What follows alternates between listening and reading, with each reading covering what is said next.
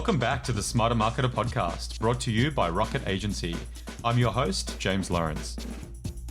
Welcome back to the Smarter Marketer podcast. I'm here today with Alicia Lykos. She's back. She's back. Third pod.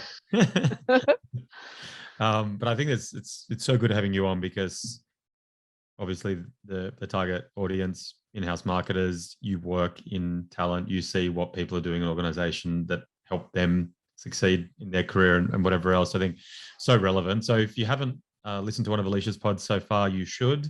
The first pod we did together, the most recent pod we did together was how to work out what you're worth and ask for a pay rise and negotiate the pay rise. And the pod before that was all about just the difficulty around recruiting marketers in Australia at the moment. But the topic of today's pod is going to be around how you promote yourself within your organization. I think we've got so many, I deal with lots of marketers who are so good at their role, but within their bigger organization probably don't get the credit or the visibility that other people in that business do. So looking to unpack that. But before I do, I thought I'd introduce you properly, Alicia.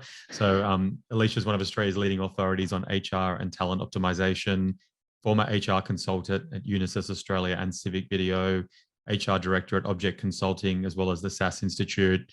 She's an accredited Predictive Index certified analyst and currently CEO and chief talent optimizer at the Red Wolf Group, working with a really diverse range of businesses to develop and implement leadership and talent management strategies. She's worked with us at Rocket and done awesome stuff with us in terms of the team that we have and how we work to get the most out of the team. So, Alicia, I think first of all, why worry about your internal brand within your workplace, whether you're working in a 10-person business, 100-person business, or a multinational with thousands of people?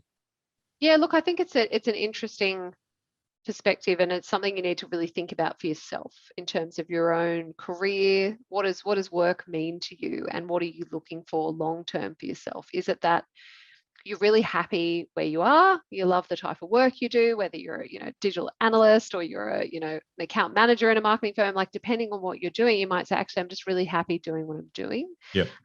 But then other people go, actually, I've got some aspirations to do more, to maybe be a subject matter expert in this space. And I want to be the go-to person. And for a lot of people in a lot of roles, it's not the aspiration for management, like people management, because let's be honest, people management is the hardest job on the planet. Yeah. And I'm always really interested when I find people go, I want to be in management. And I go, do you really? Like, are you really sure you want to be in people management? Because let me go through what's really required, and it's a lot more complicated than you think. Yeah. So I'm a big ambassador for helping people go, actually, I don't want to be a people manager. I want to be a subject matter expert. And I think for those type of people who want to go down that pathway, the best way to get there is no one will see you as a subject matter expert if they don't know what you do and the value that you have and the knowledge that you have. And so the only way for that to become evident is to get a little bit more presence in the business. Yeah. So building that presence and becoming, our term for it is a lighthouse in a business, is through being more visible. And that's really hard if you're a more introspective person, or a bit more, to use the word introvert. But if you're a bit more reserved, then you're like, oh, I don't want to speak up in these meetings, and I don't want to, be the loudest person in the room. We still want you to be really authentic to you, but there's definitely ways for you to be externally, i.e. internally, promoting either the work you're doing, the wins that the team is having, running. There's so many ideas around this. Running lunch and learns for your own team or for the business, inviting people in to speak and then you hosting it. There's lots of opportunity for you to be seen as the expert in that space, whether you're an expert video editor or you're an expert CX person, whatever it is.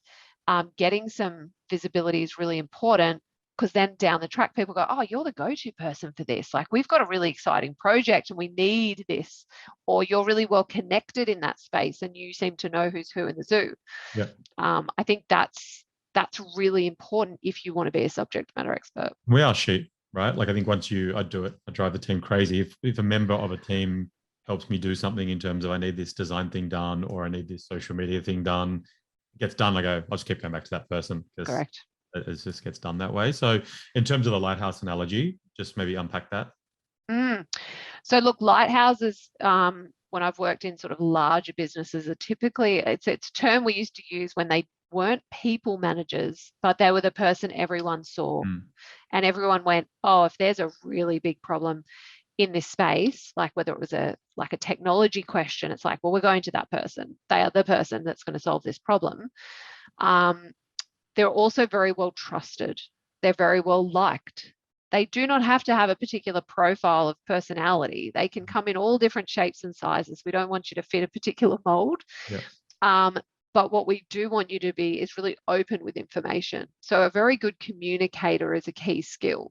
And that's through not only communicating, with someone who's brought you a piece of work, i.e. an executive who said, hey, can you do this piece of work? Your attitude towards them and being able to actively give them updates and manage that situation instead of sitting in a hole and, oh, I'm going to work on this and then not tell anyone. Informing your manager, giving updates to that exec member. So I think making sure you're really proactive in the way that you're communicating, and that's not promoting and sending a whole company email and saying this is what I'm working on, but it's informing people of the thought process and what you're doing and what's next. People really appreciate that active communication. They're more likely to come back to you. And I think that leads nicely into my next question, which is the purpose of this pod isn't to teach people to be disingenuous and manage up and manage down and play games to rise above people in your organization. I think it's for people that want to just make sure they're getting the credit that they deserve. And you've said it twice now, once executive, once manager. Like, how do you deal with people more senior in your organization in a way to help them see you for all the wonderful things you're doing and for the value that you bring, to the workplace each day? Like tips, tricks, observations, things you've seen people do to help, I guess, shed light, be the lighthouse in that. I think it's often about, if we think about, in a larger size business where you've got, let's say 40, 50 people and you want to get exposure to the executive team, one of the things that's always going on with exec teams is they're always working on things, right? Whether you see them or not, there's projects happening in the background. There's also projects not happening in the background because they don't have anyone to own them.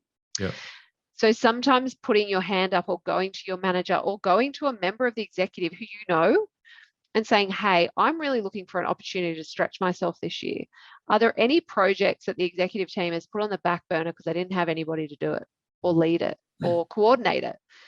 Great. I would love to talk to you about those things. And maybe I am right, maybe I'm not, but I'd love to really stretch myself this year and find opportunities to support the business more and for me to learn more. I can guarantee you that exec member has probably never had anyone approach them and had that conversation. You will instantly be seen, but it's a very genuine approach. If you genuinely want to take it on and be stretched, and you might be rolling out, who knows what, it could be a new technology platform. It could be an opportunity to project manage a new employee benefit program. I don't know. You don't know what you're going to get given, but I think it's showing that desire to learn and the desire to support and grow the business and give you that exposure if that's what you're looking for. I think that's great.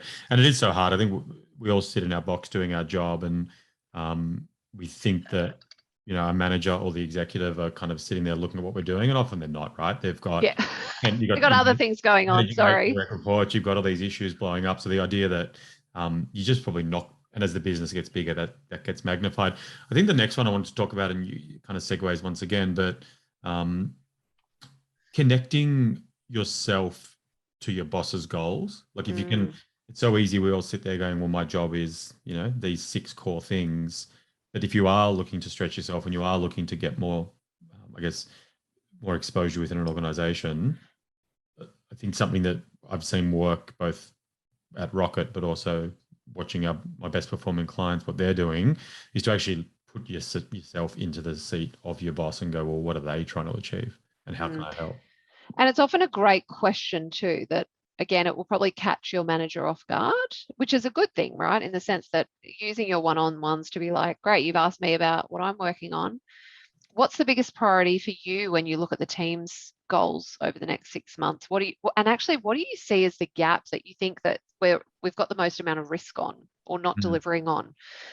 Great. Be inquisitive. Being inquisitive is free, everyone.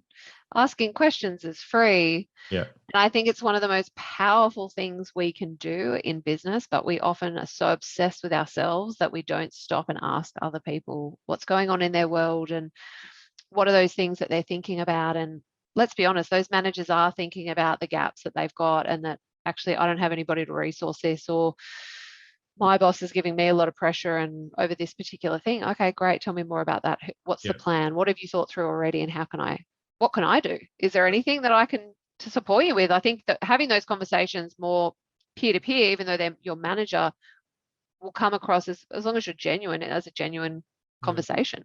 And I think that's the genuine bit. Like, we're not trying to advocate that you should come in and, pretend to be interested in people at social events and be that person that is, bringing the apple to the teacher at school. It's about, and I think you can do this whether you're an extrovert or an introvert or quiet or loud. Like, the idea of putting yourself into your manager's shoes and how can I help, or looking at what the executive team's working on and, what is the stuff that can't get done. What about, and we were talking a little bit before we were recording, just around actual practical ways of being more visible. And we've seen, I think you've seen people that you've been exposed to. I've seen clients that they'll run a really awesome kind of personal branding exercise on LinkedIn, which is quasi company related, quasi personal related. And we're just kind of commenting that it does drive value for both them and for the company. So maybe kind of dig into that for a little bit. Yeah, it's interesting because I've seen a lot of individuals through some of my clients do a really good job of externally promoting the company they're working for through sharing posts that the company is doing, or finding an interesting article that's relevant in your industry. I work with a company that raises capital, and I see their customer success people and salespeople, all different types of people in the business, share cool insights about raising capital, and you're like, oh, wow, this person really is insightful and has an interesting perspective. And that's really what it is. It's perspective, and it's creating exposure for the company. And as long as it's adding value and it's not trash content, I think, and it doesn't have to be overcooked, but for those people who do want to build their network, and I think networks are really powerful and something that we've kind of lost the skill of doing, because back pre-LinkedIn, we used to do a lot more events and connecting with people, and it was the Rolodex and it was all this concept. LinkedIn has made that process easier because we can stay connected, but forming new connections is really hard. And that's why LinkedIn is one of many ways. I would really encourage people to find network and community groups that do stuff face to face, that you can attend, that you can join, that you can do virtual events, or actually go out and meet people and speak really genuinely and hopefully positively about your organization. Because if your organization sees that you're a bit of a brand ambassador as well, this stuff all comes back, right? It all comes back in terms of how you hold yourself. Oh, that person actually, in most communities are small. Like I always say, Australia isn't actually that big. I can pretty much go to any IT event and find someone I know. And like there's most industry events I can turn up to. If I've been in for long enough, I will find people I know. They will know people you know. So if you hold yourself well, that will come back to your company. Eventually it will come back. So those things are really important as well. And it's not to say we all want you up on stage being big, audacious thought leaders. I mean, that's not everybody's path in life. But I think showing that you're proactively working on your own, external perspective. I talked on our very first podcast about originality and having a perspective and being original about some things, but also just being a nice person. We're lovely. But it's true. And I think and I guess I'm putting my business owner hat on now. We don't force our staff to post anything on LinkedIn. It's everything they post is up to them. But geez, it feels good when they share content that we publish or share it and comment, which is, if it's a social event or so awesome catching with the team. I love working here. I hope they do it because they actually do love working at Rocket. But just the ego player, like the idea that you've got your team commenting about their workplace with pride and happiness. That to me, that is an incredible way to build your own personal brand within the business, and just it'll make people within the organization look at you and go, yeah, okay, they're engaged, they care, they like it. And being interested, to your point, like it's just people who are interested who actually do check LinkedIn and go, oh, or most marketing businesses, you're producing content in some way, shape, or form. Even reading that content, oh my goodness, be proactive, read the content your own company puts out, and then sharing a perspective on it to your own boss or to someone else and go, actually, I would love to write an article for the company. Can I ghost write something? There's so many options here, like especially for you guys in marketing, because that's what you guys do for a living. But just coming back to that piece and using it for good, I think it's really important. And I think the whole thing is being genuine, right? I think that's there's people smell a fraud, right? And that's something we know. Any other observations, tips, tricks in terms of how to build your profile within your business? I think a lot of the stuff we've covered is right, like being proactive to ask for more work, putting yourselves in the shoes of your manager as opposed to kind of looking at the things you're responsible for. How can you help them? Being genuinely interested in the organization and representing the organization, whether it be offline or online. But yeah, any other observations? I mean, one of the things that always comes to mind is doing the volunteering piece. So a lot of companies do often want to do either community stuff, or they want to give back, or they want to do an extra piece, or they're working on the employee side of things. If you genuinely care about the culture of the organization, that's another big win, because the employer, the company will see that. So I think it's important I say that with a caveat, and you might go, oh, I couldn't give a crap about going to a community event, and I'm not interested in feeding the homeless, even though the company wants to do that. Well, don't do it then. But for example, I was working with a client a couple of weeks ago, and one of the girls there had come across from the UK, and she's like, oh, Alicia, one of the things I wish this company did, we work in a healthcare space, SaaS-based business, and she said, I wish we could use our skills and actually go and help the community. Now, I circled that piece of information back to the CEO and said, oh, this individual has been really proactive and wanting that a part of our employee value proposition is we could go and do some work in the community in the healthcare space. She's like, that's a great idea. I would actually really love someone to take that on. I'm like, great. I'm going to go back to her. Can we give her authority and budget to go and run it? She said, absolutely. That's so powerful, right? She's now doing something she's passionate about. Like, this is very genuine for her. It's her personal passion, but she's doing it in the business context that adds value to the organization. So I think when all those things are in alignment, that's when you've got the secret recipe to success for everyone. I couldn't agree more. I think it's so easy to think that the status quo is there for a reason. And generally it's not. I think we're all running businesses and we're all spinning a million different plates. And I can't speak for the culture of all organizations, but at Rocket, if someone comes up with an idea like that, or let's fundraise this event, or in terms of we actually think we should have a certain policy around X or birthday leave or whatever it might be, often very open to it. And it's not that we don't like the idea of it, it's just it hasn't been. Who's going to do it? Who's going to look after it? That is the only thing the business goes, yes, but who's going to put their hand up? Because sometimes people bring ideas and they don't bring any ownership, and that is a pain in the ass. So what we want to see is people who go, you know what, I would love to put a team together for the city to surf this year. Great. Who's going to do it? Oh, I don't know. And you're like, no, that needs to be you, your idea, your ownership. You go and do it. We'll sponsor you. We'll get you shirts made. We'll give you $500. Great. Go represent the company. I think you'd be surprised at how open your own organization would be to those ideas and initiatives if they're in alignment with the company's vision and values. That's it. And I love that. Like ideas are great, but ideas are cheap and easy, right? But if you're actually willing to follow through and take the lead, and then I think that then just transfers into what generally I think a staff member that wants to do that is someone that's happy in the role and likes the company, and then has the kind of the motivation and self-start to actually execute on.